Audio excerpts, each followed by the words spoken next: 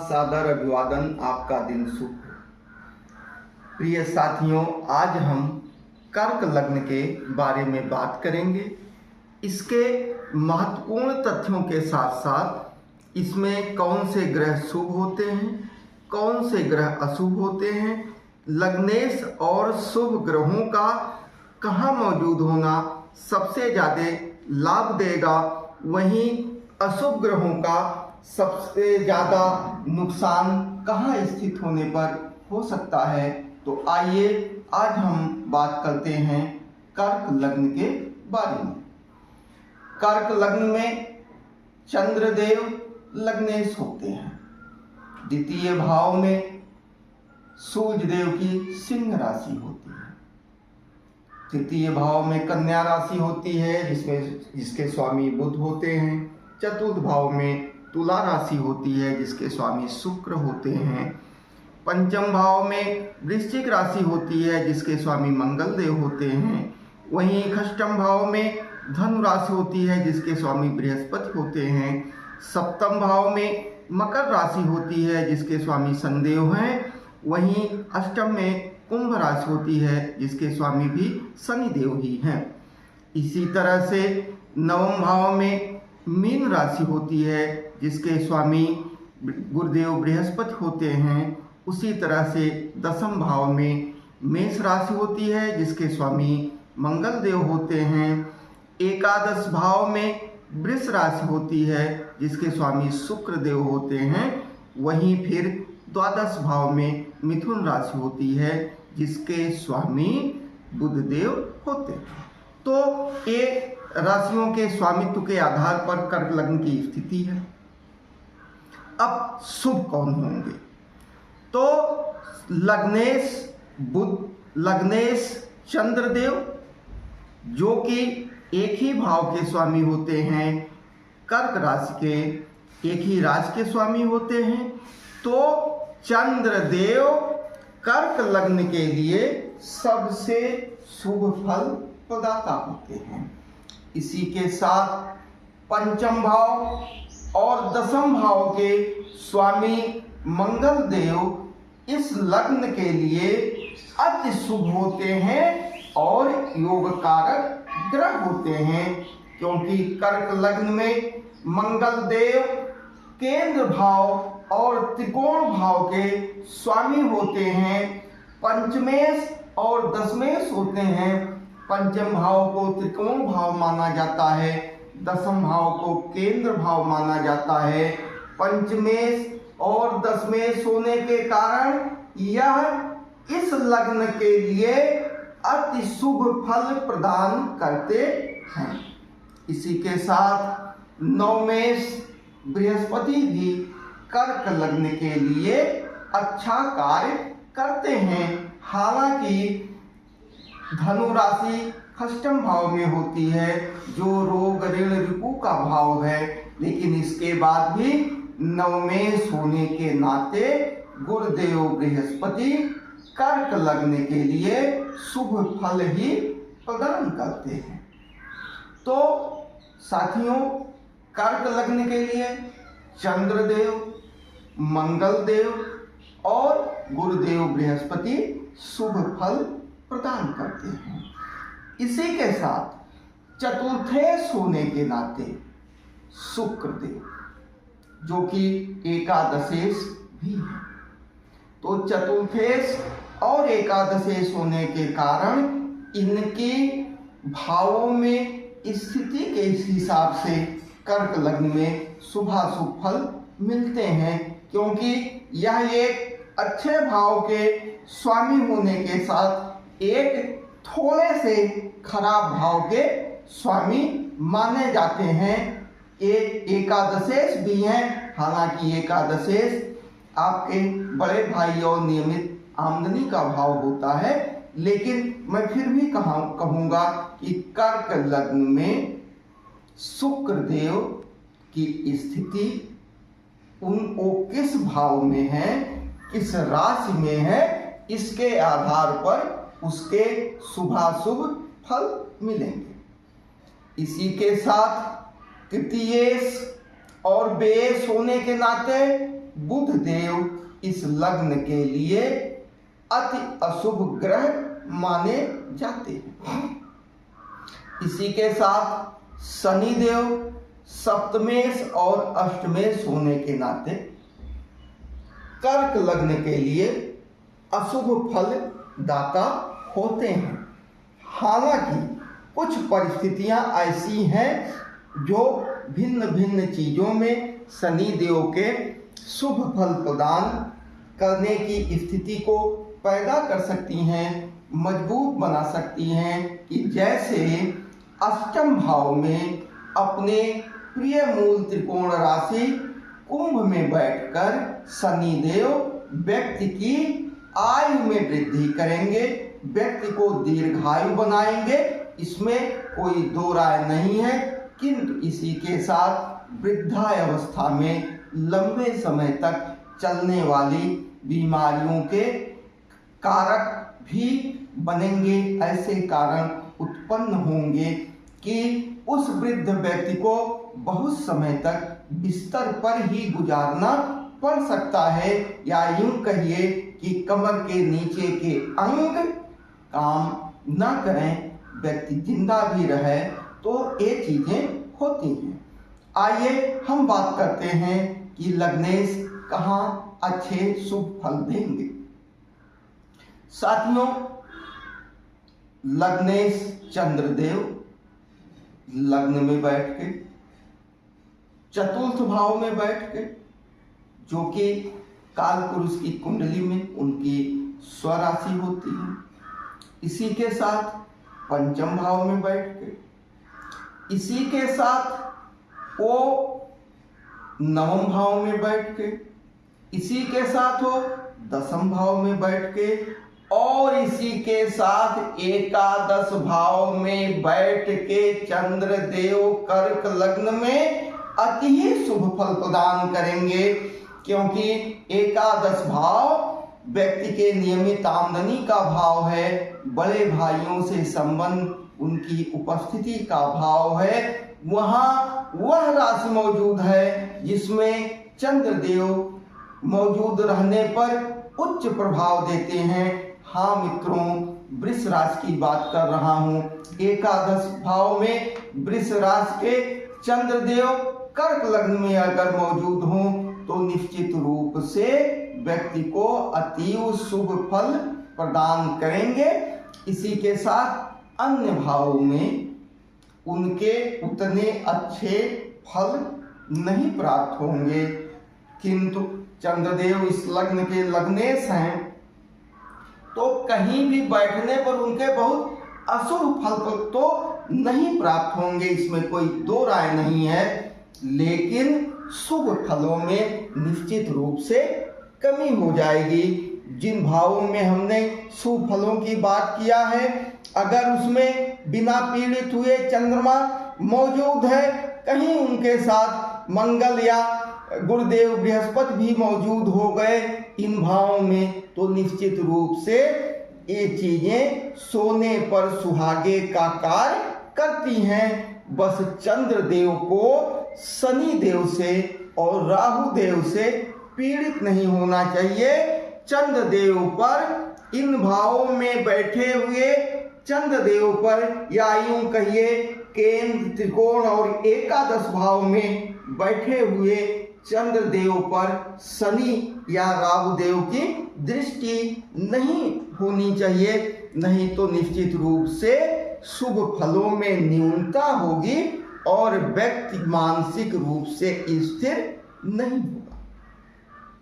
एक चीज मैं और आपसे बताना चाहता हूं कि लग्न का मतलब यह होता है कि आपके जन्म के समय पूर्व में जो राशि उदित होती है वो आपका लग्न राशि होती है, और यह लगभग 1.25 से 2.25 घंटे की स्थिति होती है जिसमें एक राशि पूर्व क्षितिज पर उदित रहती है। वही राशि आपकी लग्न राशि होती है, उस राशि का स्वामी आपका लग्नेश होता है। इसी के साथ जिस भाव में उस समय जिस राशि में चंद्रमा मौजूद होता है वह आपका राशि होता है। अब कर्क लग्न के लिए अच्छी स्थिति क्या होगी? अगर चंद्रदेव स्वराशि में लग्न में बैठ जाए, हालांकि वृश्चिक राशि में चंद्रमा नीच के हो जाते हैं, कमजोर के हो जाते हैं, फिर भी मैं मानूंगा विद्वान ज्योतिषियों की सलाह पर कि पंचम भाव में लग्नेश अगर बैठ जाए तो शुभ फल ही प्रदान करेंगे। इसके साथ चंद्रमा अगर नवम भाव, दसम भाव, एकादश भाव में बैठ जाए तो शुभ फल ही प्रदान करेंगे। यहाँ निश्चित रूप से शुभ फल प्रदान करेंगे लग्नेश अगर इन भावों में बैठ जाए। इसी के साथ अति योग कारक शुभ ग्रह कर्क लग्न के लिए मंगल देव अगर लग्न में बैठ जाए तो थोड़ा सा क्रोध तो जरूर होगा, लेकिन व्यक्ति निश्चित रूप से अपने जीवन में प्रगति करेगा। इसी के साथ अगर मंगल देव पंचम भाव में बैठ जाए, मंगल देव अगर नवम भाव में बैठ जाए, मंगल देव स्वराशि के होके दसम भाव में बैठ जाए, मंगल देव अगर उच्च के होके सप्तम भाव में बैठ जाए तो निश्चित रूप से वैवाहिक जीवन में थोड़ी सी खींचतान हो सकती है, नहीं तो बाकी व्यक्ति जीवन में उत्तरोत्तर प्रगति करेगा, इसमें कोई दो राय नहीं है। हालांकि अगर कर्क लग्न में चंद्रमा लग्न में बैठे हों और सप्तम भाव में मंगल देव बैठे हों तो निश्चित रूप से व्यक्ति के ऊपर उसके जीवन साथी का प्रभाव ज्यादा होता है, क्योंकि उच्च में बैठ के मंगल देव आपके लग्न पर प्रभाव डाल रहे हैं और लग्न में मौजूद राशि उनकी कमजोर राशि होती है उपस्थिति और उनके ताकत के हिसाब से, तो ये स्थिति बनती है। तो साथियों, कर्क लग्न में मैं राशि की बात कर रहा था। अगर चंद्रमा मंगल देव की राशि में, शुक्र देव की राशि में, गुरुदेव बृहस्पति की राशि में मौजूद हो, यानी कर्क लग्न के लिए राशिस भी अगर चंद्रदेव, मंगल देव, गुरुदेव बृहस्पति और शुक्र देव हों तो निश्चित रूप से व्यक्ति अपने जीवन में बहुत ही तरक्की करेगा। व्यक्ति के जीवन में आपदा, परेशानियां, विघ्न, बाधाएं, इनकी संख्या बहुत कम रहेगी और जन्म से मृत्यु पर्यंत उसकी यात्रा बहुत ही सुंदर ढंग से चलेगी। तो ये हो गई अच्छी स्थिति। अब बुध देव और शनि देव इस लग्न के लिए शुभ फल प्रदान नहीं करते। अब जैसे कि अगर बुध देव स्वग्रही होके वैभाव में बैठ जाएंगे तो निश्चित रूप से अपनी मूर्खता के कारण व्यक्ति के धन का क्षय होगा। वहीं बुधदेव स्वग्रही होके भी अगर तृतीय भाव में बैठ जाए तो व्यक्ति को जहां साहस करना चाहिए वहां साहस नहीं करेगा, व्यक्ति को जहां साहस नहीं करना चाहिए वहां दुस्साहस दिखा सकता है और नुकसान उठा सकता है। इसी के साथ शनिदेव अगर सप्तम भाव में बैठ जाए, भले स्वग्रही हैं, तो निश्चित रूप से व्यक्ति के जीवन में, दाम्पत्य जीवन में कुछ न कुछ समस्याएं जरूर खड़ी होंगी। वहीं अष्टम में बैठ जाए तो निश्चित रूप से व्यक्ति को दीर्घायु मिलेगा, लेकिन जो समस्याएं आनी हैं उसमें जो है उसके बारे में हमने आपको बता दिया है। अब इन जगहों को छोड़ के अगर बुधदेव शनिदेव जहां भी बैठेंगे कर्क लग्न के लोगों के लिए समस्याएं खड़ी करेंगे। उदाहरण के तौर पर शनिदेव अगर लग्न में बैठ जाते हैं तो अष्टमेश और सप्तमेशों के लग्न में बैठने के कारण व्यक्ति गहन चिंतन में पड़ा रहेगा और कम उम्र में ही उसके चेहरे पर बड़े बुजुर्गों सरीखे प्रभाव आपको दिखने लगेंगे। तो व्यक्ति युवा अवस्था में ही वृद्ध के रूप में दिखाई दे सकता है अगर कर्क लग्न में जो है शनिदेव लग्न में बैठ गए हैं। इसी तरह से शुक्रदेव अगर चतुर्थ भाव में एकादश भाव में न बैठकर या नवम भाव में न बैठकर जहां वो मीन राशि में उच्च के होते हैं तो बाकी जगहों पर अगर शुक्रदेव बैठते हैं तो आप मान के चलिए कि अशुभ फल ही प्रदान करेंगे और चतुर्थ एकादश और नवम में बैठ के अशुभ फलों में थोड़ी सी कमी हो सकती है। बाकी कर्क लग्न में आपको करना क्या चाहिए?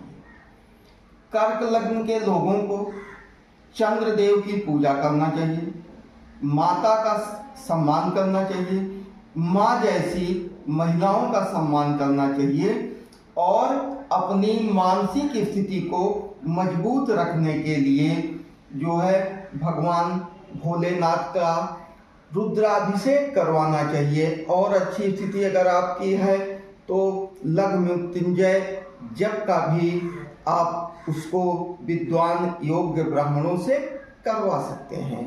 तो अपनी कर्क लग्न के लोगों को अपने नियमित आराधना में चंद्रदेव, भोलेनाथ, इसी के साथ हनुमान जी की भी आराधना, मंगल देव की आराधना उनको करनी चाहिए। एक देवी देवताएं और ग्रह ये आपको मजबूत करेंगे, आपको ताकत देंगे। इसी के साथ शनिदेव का और बुधदेव का मंत्र जाप करा के दान करना भी कर्क लग्न के लोगों के लिए समीचीन है। बुधदेव को प्रसन्न रखने के लिए आप बुधवार को बुध की होरा में हरे रंग की वस्तुओं को किन्नर को दान दे सकते हैं, जिसमें मुख्य रूप से हरे रंग के वस्त्र और उसके साथ हरे रंग की चूड़ियां हो सकती हैं। इसी के साथ आप सफ़ेद गाय को आप पालक, हरी घास भी अगर आप खिलाते हैं तो इससे बुधदेव आपके प्रसन्न होंगे। इसी के साथ अगर आप माँ दुर्गा और भगवान गणेश की आराधना करते हैं तो भी बुधदेव प्रसन्न होंगे। तो बुधदेव को प्रसन्न करने के लिए, अपव्यय से बचने के लिए, बुद्धि के संतुलन के लिए आप इन देवी देवताओं की आराधना कर सकते हैं, गौ सेवा कर सकते हैं, दान कर सकते हैं और आप बुध के मंत्र का अगर बहुत खराब स्थिति बनती है, मानसिक विचलन होता है या आपकी कुंडली में जड़त्व योग है यानी राहु बुध का संयोग है और लग्नेश भी ग्रहण योग में है, तो आप निश्चित रूप से बुधदेव के मंत्रों का जाप करवा सकते हैं या खुद भी जप कर सकते हैं। बुधदेव के मंत्र हैं ओम बुं बुधाय नमः ओम, या बुधदेव का बीज मंत्र ओम ब्राम ब्रीम ब्रौम स बुधाय नमः ओम, तो ये आप करवा सकते हैं। इसी के साथ सप्तमेश और अष्टमेश शनिदेव को भी प्रसन्न करने के लिए आप शनिवार को शनि की होरा में शनि से संबंधित चीज़ों का दान कर सकते हैं, जिसमें काली रंग की वस्तुएं, तवा हो सकता है, चिमटा हो सकता है, और काले तिल हो सकते हैं, काला अन्न हो सकता है, काले वस्त्र हो सकते हैं। इनका दान आप शनिवार को शनि की होरा में अगर आप करते हैं या शाम को सूर्योदय से कुछ समय पहले करते हैं तो निश्चित रूप से शनिदेव प्रसन्न होंगे। और इसी के साथ शनि को प्रसन्न करने के लिए आप उनके मंत्र का जाप स्वतः कर सकते हैं, जिसमें कि ओम सम शनिश्चराय नमः ओम, और शनिदेव के बीज मंत्र का भी जप कर सकते हैं। ओम प्राम प्रेम प्रौम सह शनिश्चराय नमः ओम। और उनकी आराधना करने के लिए भी हम आपको बता दे रहे हैं। इन श्लोकों के साथ अगर आराधना करते हैं तो शनिदेव प्रसन्न होंगे। ओम नीलांजन समाभासम रविपुत्रम यमाग्रजम छायामातंड संभूतम तम नमामि शनैश्चरम।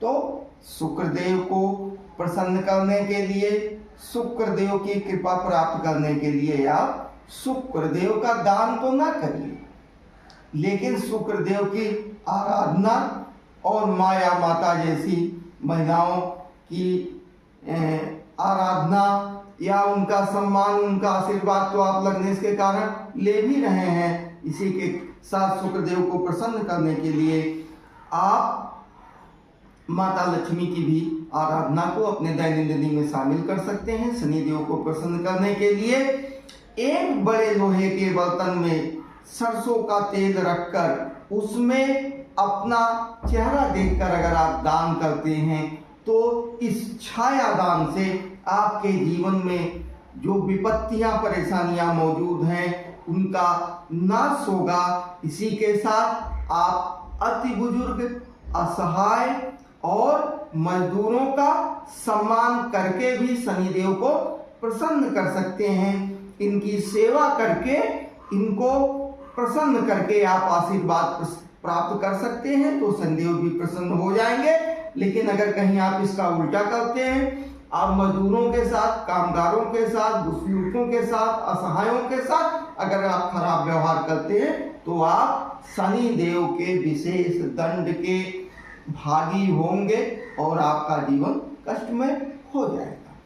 तो प्रिय कर्क राशि के जातकों, अगर आप स्वयं हो, आपके परिवार में कोई हो, आपके शुभचिंतक हित मित्र में हो कोई हो, तो आप कर्क लग्न की कुंडली में इन चीज़ों को अप्लाई करके देख सकते हैं। ज्योतिष शास्त्र में विद्वानों का मानना है कि ये सारी चीज़ें एकदम सही निकलेंगी।